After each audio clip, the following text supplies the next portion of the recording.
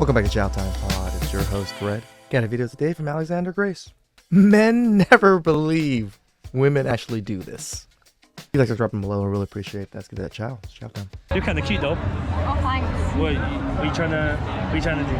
I got a boyfriend. You actually got a boyfriend? I thought he's back home. He's back, yeah, he's home, but he's not here. Exactly, he's back home. Yeah. But I'm right here. Yeah, I know. So who's looking after you while he's away? Yuri. I can look after you, come here. I look after you. You don't need your boyfriend, do you? No. I have a boyfriend. Do you really need him? No. Fuck him. Say fuck my boyfriend. Fuck my boyfriend. Oh, that's crazy. All over the world, there are women who All of a sudden, it went from I have a boyfriend to no, I don't have a boy, no, and then fuck my boyfriend. What the fuck happened? are destroying relationships with kind, stable men because they think they can do better. But what evidence do they have that they can level up and find a higher quality man? Situations like this, you've got some smooth talking dude who's like flirting with her, trying to be sexual with her. And so she's thinking, well, this guy is more confident than my boyfriend. He's taller than my boyfriend and he's definitely interested in me. Why have I been settling for my nice guy boyfriend? When all along I could have had, Mr. Sexy Confidence. I guess my value in the dating market is higher than I thought, right? Wrong. Your league as a woman is the man that you can get commitment from, the man that you can get marriage from, not the guy who you can I can attest to that. I unfortunately have a very high body count, and a lot of that happened in my 20s because I slept with a lot of gorgeous men, admittedly, but they didn't want to wife me or girlfriend me because, let's be honest, I was a fat slut. Wow. Shout outs to this woman. Now, at 35 and unmarried, I did not see that coming. I'm so sorry. You're disappointed. I was blindsided. Yeah. And I think that's partly because, I had to get real with myself and be honest about where do I fit within this market, because my market is based off of what do the men that I want. And Yes. do I meet that? Yes or no? If yes, great. If no, I need to change my expectations. I mean, this is Damn! Woo! This is a good woman. She understands. She may be too late and be post-wall, but she's on these podcasts, hopefully educating the younger women. I'm actually kind of proud of this woman. I don't say that too often to a woman, but I'm a little proud.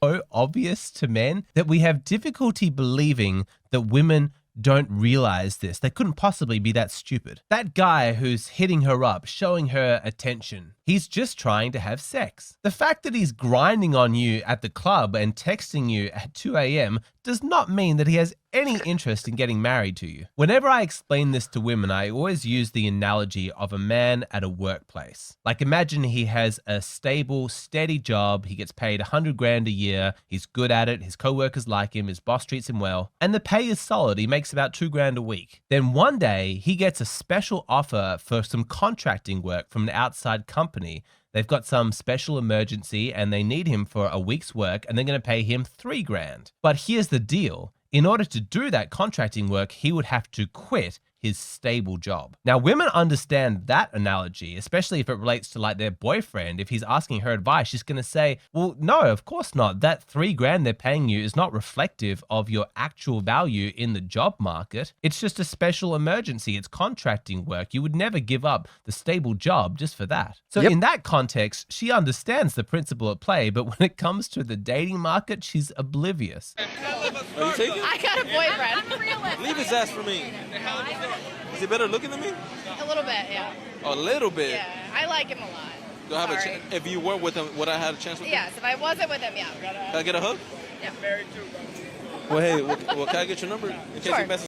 Oh my God. You gave him a hug and you're still going to give him your number? Like, what makes you think you're loyal at this point? Do you really think you're, like, loyal to your boyfriend after you've given out your number and hugged some random stranger on the internet? Yeah. You want it? Say your number, not flirt. 216-678-65. Well, hopefully he messes up so I can take you on a Like a picnic? Maybe, yeah. We'll see. What is she doing? Why is she jeopardizing the health of her relationship? Having a flirt with a guy who's obviously just trying to pick her up. Men have a hard time understanding this because they think there's no way that this makes any rational sense. And they're right. But guess what? And I know this will be a huge surprise, but women don't always act rationally. If you want to understand the actions of a woman, why she chooses to do what she does, you want to make it so that her behavior makes sense, you just need to ask this simple question. What was she feeling in that moment? I'm going to explain what I mean in just a moment. But first, I want to talk about the online men's discussion groups that I run every single week called Hero Circles. There are 7 circles currently running. Lots of guys have signed up and they're getting a lot of benefit. Let's hear from one of them directly. My experience with the Hero Circle has been great. Due to my job, I travel a lot, and gives me an opportunity to talk to people my age or older, and just a group of great guys to meet with every week and have conversations, whether it's about friendship, relationship, job, whatever, politics, and just chat and make friends with people who you know are going to be there next week. What makes the Hero Circle so great is the camaraderie. If you guys need something like this, think about it. Think about joining these things. Think about joining locals. If you guys want me to create something for us, Chow Time, community, I will. But I don't try to create these things because there's so many good ones out there. I do a lot, so I don't think I have time to be able to manage a whole nother set of things. But if you guys need something like this, you can let me know. I'll try my best. But there's plenty of good ones out there. You can meet great friends. Legion of Men has a great community. I know Hero Alexander Graces has a great community. I don't know very many other ones, but it's definitely out there for you guys. Camaraderie between the people in the circle. You know that they're people you'll be with for a long time, so you don't mind opening up to them. You know they're not judging you, or they're not going to be there next week, so you never feel judged. Everyone's there, just to talk and chat. There's no ill will or malice. Everyone's just great and having a good time together. These circles are available in lots of different time zones. We meet once a week for 2 hours. If you're curious to find out more, head over to the website where you can sign up for a free consultation. Okay, back to understanding women by figuring out what emotion they were feeling in that moment. This can be difficult for a lot of men to understand because their thought process is very logical. They approach the world in a cognitive way. Their emotions don't dictate how they act. They're more just like annoying little mosquitoes they sort of swat away. Like a lot of men are like, yeah, I mean, technically I do have emotions, but whatever, I just ignore them. I just get on with my day. You have to understand women are very different. That's not how they experience emotions. To them, it's not some little mosquito that they can just ignore. It is a tidal wave with enormous force, and she feels helpless to do anything other than just get carried away by it. She's like, rationally, I know I love my boyfriend and I enjoy our stable relationship. But in this moment, I've got Mr. Sexy Confidence and he's putting the moves on me. Right now, the only thing in my awareness is how I am feeling. I am feeling attractive. I am feeling desirable. At this moment, I feel like my value in the eyes of men is sky high and I just want to follow that feeling. I lied to my boyfriend and now everything I do or say is a lie in his perspective. What did you lie about? I actually accepted dude's number and he tried to kiss me. Like, I didn't kiss him, but I didn't say no. Was this the one clip we saw that you're calling in now? Giving him my contact information. I liked the attention. Okay. Sounds like you didn't consider anyone else's feelings in that moment other than the attention that you were feeling. Yeah, it was selfish, all in all. And that guy actually messaged me and asked me if I wanted to hang out with them. And I went and hung out with them. And I ended up getting... So if you gave him the number, that's one thing. No, you actually hit him up, or he hit you up, and you actually went and got up and fucking met with him. What the fuck? Really drunk. Called my boyfriend for a ride home at like 1 a.m. and he didn't answer, understandably. And then I called dude and he gave me a ride home and we hung out in the backyard for like 3 hours. Wow. My boyfriend woke up and confronted me and I lied. And I said that dude gave me a ride home and then I sat outside by myself. It is so painful because on the one hand, we have to listen to endless criticisms, insults, shaming from women about how superficial men are. We're such low-life scumbags, we're only interested in sex. And yet at the same time, there are so many women who seem completely unable to tell the difference between a man who's interested in making a lifelong marriage commitment to you and a guy who's only hitting you up for sex. Ladies, let me tell you something, and this is a fact that is painful for me to admit because I'm constantly disappointed in my fellow men. But men's standards for who they will have sex with are low. Like, really low, disgustingly low. I will admit this, guys. When I first got back in the dating scene, it was low. I admit it. I just got out of divorce, just looking for something. But now, as I've immersed myself into the content and, make my own content, now I realize that's the problem. It's us. It's having such low standards for ourselves. Yes, there's big women out there that are beautiful, sure, but not all of them are. But we are still willing to do or deal with the ones that aren't. We're still willing to deal with the ones that have horrible attitudes. We're still willing to deal with just horrible human beings as men. It's okay that we started low, but it doesn't mean we can't raise our standards, build ourselves up. You don't raise your standards just off the bat. You raise your standards as you build yourself up so you can be worthy of the standards you project. It's embarrassing. I wish men valued themselves more and had higher standards for who they would have sex with. But for a lot of men, they don't. They'll have sex with almost anyone. Fat women, ugly women, single mothers, women with terrible personalities. We talk about the single mother things all the time, only for fun, right? But it causes more issues later on anyways. He's up for casual sex, he's down. Men's standards are embarrassing. They're so low. And I get that this makes men look really bad and makes you want to criticize men. And I'm right there with you. But to put the attention on women for just a moment, do you see how painfully moronic it is, given that a woman should allow her sense of value in the dating market to be swelled by the attention of men who are just hitting her up for sex? Like, women, I get it. It seems like you're hot, that you're really desirable. You're getting hit on 3 times a week. Guys buy you drinks at the club. Your Tinder inbox has got hundreds of messages. You log onto social media and you're a lot of them have Tinder and dating apps just for the validation of the numbers. Just like that one woman said in another clip that just, I love waking up and seeing, I have 4 new matches and 5 new matches and all this bullshit. Instagram is just filled with pages and pages of men praising you, giving you compliments. I get why you think that you're extremely desirable, why your value in the dating market must be like up here.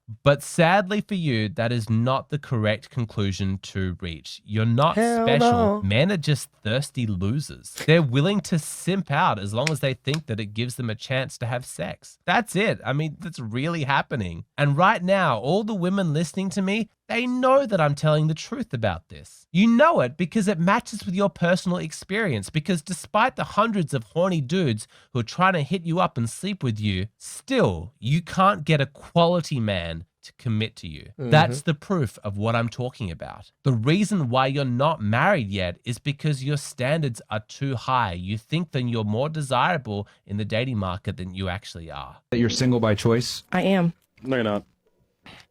Tell me how I'm not when it's my choice to be single. Well, let's use another example. Let's say I live in my mom's basement and I'm 300 pounds and I have Cheeto dust all over my shirt and I play a lot of video games. Yeah. Okay. And I don't smash any girls, but I walk around and I say, well, I choose not to smash girls. Is that really valid? No, but how does that relate to what I have going on? Oh, I like that you asked me that question. It doesn't. I have guys I talk to, I have options, and a couple of them do want to be in a relationship, but I choose, because I could go be in a relationship but with why would you want to be be in a relationship with those guys? Anyways. What I'm trying to establish is that the guy that has the Cheetos all over his shirt, etc., he can sit there and say, oh, I'm choosing not to have sex with girls, but the reality is the girls don't want him.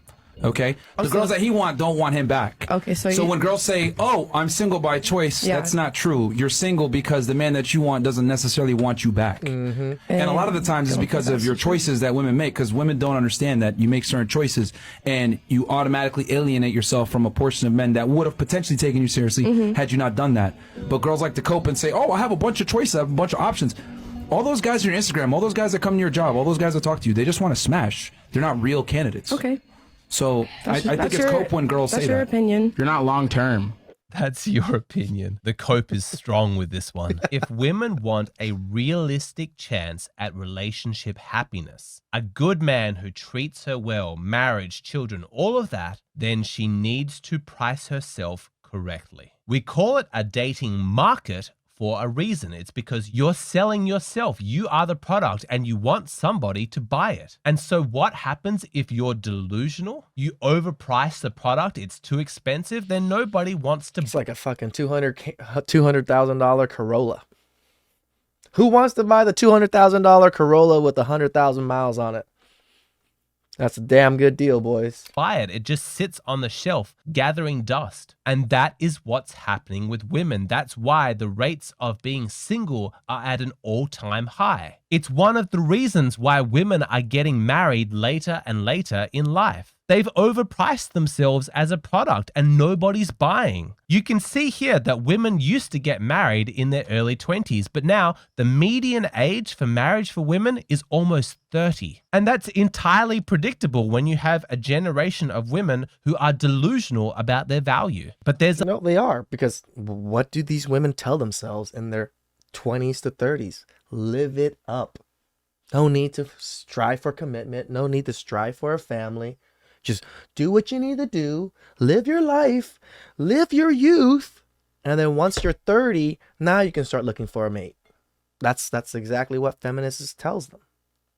It's a lag. It takes time for reality to set in and for these women to realize, geez, none of these guys are committing to me. How am I going to make this work? I better start offering discounts quickly. Otherwise, I'm going to end up single. It's time for me to finally face reality. A lot of girls, once they start pushing that 30 mark, they're like, okay, I got to lower my standards a little bit because it's not working out. Because, you know, we have that pressure of time. Even though the solution, if we want a generation of people in happy relationships, long-term commitment, raising children, the solution is actually pretty simple, but I'm concerned that we're not going to implement it. It's reasonably clear what needs to happen. If women's value of themselves is unrealistically high, then they need to come back to earth. To get the market moving again, women need to price themselves realistically. But I'm cynical. I don't think it's going to happen, or at least not without a fight, not without a lot of kicking and screaming. Because there's this narrative that it's demeaning or insulting to women that they should price themselves realistically. What a sad indictment of our culture at the moment, that encouraging people to align with reality is seen as insulting. To me, that's positive. That's a virtue. I mean, how many women have we seen? I want to live in my delusion. I don't want to be back in reality. I'm delusional and I think that I should be a head chef at a 5-star restaurant, and somebody points out that I have no experience and that I'd actually be better suited as a student in culinary school. That feedback, that's a good thing, right? That keeps my ego in check. That keeps me grounded in reality. I don't want to be delusional. I want to know where I truly am. That way I can start putting in the work so that one day I can fulfill my dream of being a head chef. That's my perspective, but I fear that modern women see it very differently. If you point out that these men are not actually interested in marriage, they're just giving them attention because they want to have sex, therefore their value is not as high as they think it is, there's no gratitude for that feedback. They're going to be highly insulted. What a missed opportunity. If they could embrace where their true value is, then they'd know what they need to work on. Men get this. Men understand this. There's like a whole subgenre of content available for men that's basically just insulting them, right? Like just criticizing them, like, man, you're fuck-ups. What are you doing? You guys, so I want to just tell you, my inner monologue is exactly that. It's just telling me, you're a fuck-up. Like, oh, you're too lazy to do videos today? Well, you're a fucking lazy asshole. You're never going to make it in life. This is why you're a failure. That is exactly what is my inner monologue when I tell myself, when I don't want to do something, when I try to psych myself out. No, the back of my mind, it just constantly badgers me to say, stop being a pansy, stop being a fucking idiot, stop doing these things. It's useful for me. I get the whole positive reinforcement thing. It doesn't work for me. So that's just how it's always been in my mind. failing your life. You got to get your shit together. A lot of men are like, yes, finally someone's telling me this so I can work on myself. I can get to it. Is there an equivalent genre that appeals to women that says, women, you're fucking up. You're too masculine. You're too argumentative. You got to work on yourself. You got to become more feminine. What the fuck are you doing? Get your life together. I would say KS would be that, or used to be that. I don't know very many other cases that are like that, but I think KS really truly tried to instill that into women. Think that there's an equivalent that exists for women. There does not seem to be the same appetite to align yourself with reality, to price yourself realistically. So many women are invested in continuing to see themselves as unique and special and highly desirable despite a lot of evidence to the contrary. They don't want to look at themselves. They don't want to take responsibility. Even if you point out the fact that they're still single, that they're not married, they want to deflect all of the attention and blame. The only possible reason I'm not married yet is because all men are trash. That's it. It's not me. No, it's men to blame. It's all their fault. I understand the frustration of women because what they're saying is there's not a big pool of good men. That's a lie. That's not a lie. That is a lie. That's not a lie. Listen. What? There's not a lot of good men who want y'all. There's a lot of good men out there like where the good man at? Like they hiding under a rock or in a cave. They everywhere. They at the gas station. They at Costco. They at the bank. They walking right past you and you don't show up on their radar because of the way you are. They're gonna walk right by you. Your pretty face ain't gonna go too far because everybody's pretty. That's a prerequisite. So if that's all you got to offer, we're not looking at you. There's plenty of good men. They just don't want your ass. I ain't never heard no woman say, I know I ain't shit. She'll say, this man ain't shit. He ain't shit. He was bad. He was bad. But for the most part, every woman think they're a good woman. For being there. What makes you a good woman? Who's auditing that you're a good woman? You are auditing yourself? Yeah. Why don't you ask your exes what they think? Because all your relationships diminished and ended in turmoil. Fucking savage. My favorite quote, who's auditing y'all? So if a woman's value is not determined by the number of men who want to sleep with her, but instead by the number of men who want to commit to her, who want to marry her, then what determines a man's value in the dating market? Is it the number of women who want to sleep with him or the number of women who want to marry him? Shout out to Alexander Grace. The feels. I was just talking about this with my best friend, how women are just, not just women, everyone nowadays, it's all about their feels. Whatever they feel at the moment is what's going to happen and dictate how they portray themselves and how they even communicate with others. Please subscribe down below. I really appreciate that. And I'll catch you guys next time. Ciao.